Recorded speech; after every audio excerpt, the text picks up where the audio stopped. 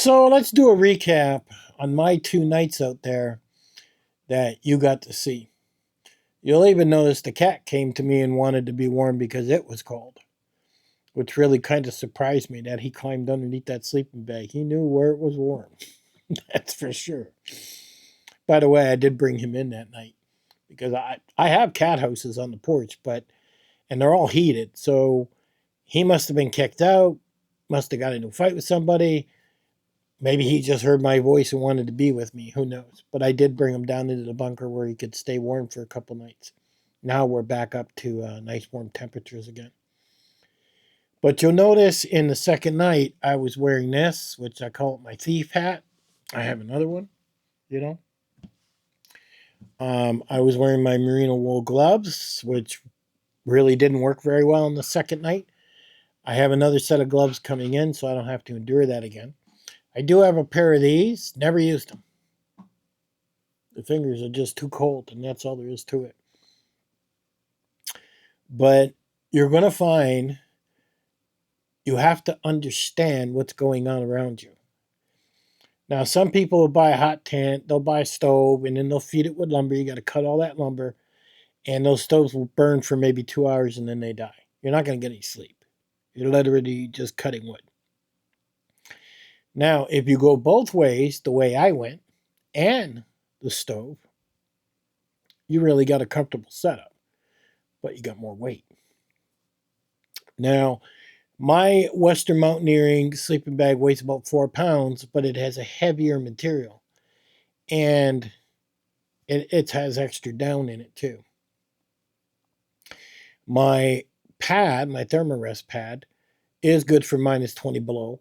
And it has feathers on the inside, is what it has. Now, when I was sleeping on my side, my entire side was warm, except the top where my hips were. So literally what was happening was the sleeping bag was pressing up against my hip, and now all that was against me was the material. There was no feathers there. And that's why it was a little bit cold. Because after all, the sleeping bag is designed for me to sleep on my back. That's how that sleeping bag is designed. So when it gets real cold, like you figure in single digits, you better be sleeping on your back, is what you better be doing. A lot of people don't like that. Well, tough. That is what's called survival. And literally, what they're trying to do is create a space all the way around your body. And that space is what heats up, and that's what keeps you warm. The same thing applies when you layer your clothing. If you put a merino wool shirt on, the idea of that merino wool is to suck the sweat from your body so your body's not getting cold because wetness makes you cold. Then when you put your next layer on, you got a little space going around. And then when you add your puffy jacket on, you got more space, which in turn is keeping you warm. Now, in my post section, I have where I pointed out I bought a pair of gloves, gave people a link. It's not affiliate if you wanted to get yourself a pair. The reason I went with those gloves and not something brand new from Amazon is because those are the type of gloves I had when I was 15 years old when I was snowmobiling. And we used to snowmobile in minus 20 below. And those gloves were literally doing, 60, 70 miles an hour down the river. And my hands never got cold. So I don't like being cold. So those are going to be the gloves I take if I go into single digits again. Now, everybody packs their get-home bag, or they pack their bug-out bag, or they pack these bags. Even if you got a get-home bag and you're deciding I'm going to walk 6 hours to get home, okay? And that all changes the dynamics when there's a foot of snow outside. You're not going to do 6 hours in a matter of hours, okay? Might take you 3 days. And now somehow you have to stay warm. You're not going to want fires giving away your position saying, here I am. Obviously, something bad has went down, and you want to get your butt home as soon as possible. And you want to do it being warm. You know, you'll see a lot of people that'll pack a black garbage bag full of leaves and then they'll lay on top of that and or a big long fire and all this other stuff and they'll do their bushcraft. And I'm like, I've done that stuff when I was younger. But trust me, it's not like having the right equipment. If you have the money, get the right equipment. You go buy a Western Mountaineering sleeping bag, it'll be the best thing you ever bought. And I'm not kidding. Okay. The loft, and that's the thickness, is very, very important when you get into a down-filled bag. I've tried other bags that say they're good to minus 20, and then when I get them out there, not even close. I'm lucky if they get down to 0. And that gets very sad too because there's no laws, there's nothing there. It's like they can put whatever they want on there. And it's subjective. I mean, if you think about it, some people sleep hotter, some people sleep colder. You know, a real skinny person usually requires a lot more heat, where an overweight person has a lot of heat. He's got a lot of cushion, right? So that's important. So finding that magic spot for you, the only way you're going to do it is by getting out in your yard and testing it. Do 3 hours. You'll know in 3 hours. That's it. You know, and it's quite interesting when you're testing yourself. You know, when I was testing myself, when I got into the second night, I found out I needed that thief mask to cover up my whole face because it was cold and my body was warm. But every time I put my hand outside the sleeping bag, my hand and part of my arm was cold. And I couldn't even leave it out there for, not even 30 seconds. Even the cat came running, said I wanted to get warm. And that was a very interesting experience. I did not expect my Western Mountaineering sleeping bag, I keep putting it over there because I got it in this bag over there, to get cold at all. And I ended up with a couple cold spots, which kind of surprised me. My feet have never gotten cold in all my years of camping. For some reason now they are. Maybe it's a sign of old age. I don't know. Maybe my blood don't pump as much as it used to.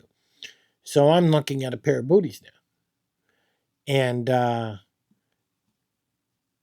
some consideration on just to give myself an extra layer of warmth is what I'm looking at. But when you get a system dialed in, I believe I can take this down to single digits, even colder than that. Now, I don't know if we're going to get that this year. We could in January next month. If we do, I'll go out again and we'll do the single digits and really push it to see which way it's going to go. But I like to know what my gear can do. And I like to know how it can handle it. Now, you should carry change of clothes, sleeping bag, a few things in your car in case you break down. You should put some energy bars inside your car. That's very important because when you eat, your body has to generate heat to digest food. Your body's a furnace, is what happens. When you feel yourself getting cold, eat something. Watch what happens. It'll blow your mind away. You know, it's not good for your car to be turned on and running constantly. You're going to run out of gas. I've seen people bogged down on a state highway, and this was a few years ago, and a lot of them ran out of gas. They had to abandon their cars. Now, lucky they were close to a city to where they got into like a Home Depot, a Lowe's, this type of thing. And it's lucky the stores took them in. And, or you would have had a lot of dead people on the highway. You know, it doesn't take much to put a decent sleeping bag in your vehicle for a whole $200. It really doesn't. And for that little investment, to guarantee that the person you love is going to be safe and warm is just worth its weight in gold. It really is. You know, and just watching those videos on those different parts, you got to see, I was cuddled up into that sleeping bag pretty good to stay warm. And you'll hear a lot of people talk about it behind their desks and that, but they don't actually get out and do it. And that's very important to pay attention to. So if I were you, I know you don't plan to go camping. A lot of people don't in super cold weather like I do. I like to test myself. But think about it as, what if your vehicle broke down? What if you're stuck on a state highway and now you're forced to leave your car running to get heat? That is not good. You don't want to do that. It's also not very good for the transmission or the motor. Much better to have a good sleeping bag. Check my posts where you can get yourself a good sleeping bag and be warm. Change your clothes, change your socks. We're not trying to be pretty. We're just trying to stay warm. Gloves, hat. A lot of this stuff, is super affordable on Amazon. It really is. And it's just common sense to prep your vehicle for winter. And most people don't. I've seen people that are preppers, and for the heck of it, even in my town, they're preppers. And when I see them, I'll pull up and I'll start shooting the shit with them, and I'll say, "What do you got in the car?" And they'll go, "Shut up." I said, "No, what do you got in the car?" Because I know they got lazy and they didn't prep their car for winter. Even though they have it all. They have the sleeping bag, they have the change of clothes, they have everything. But they didn't put it in the car because they took it out in spring and didn't need it. And that's a big mistake people make. But we're going to have some more video like this coming.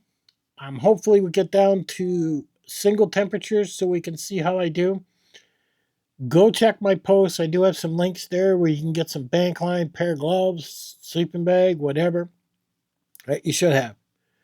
And that's all there is to it. The gloves are listed. I bought them off eBay. It's not affiliated whatsoever. Best gloves you could ever buy. At any rate, I hope you enjoyed that series. And I know the cat did. Catch you guys on the next one.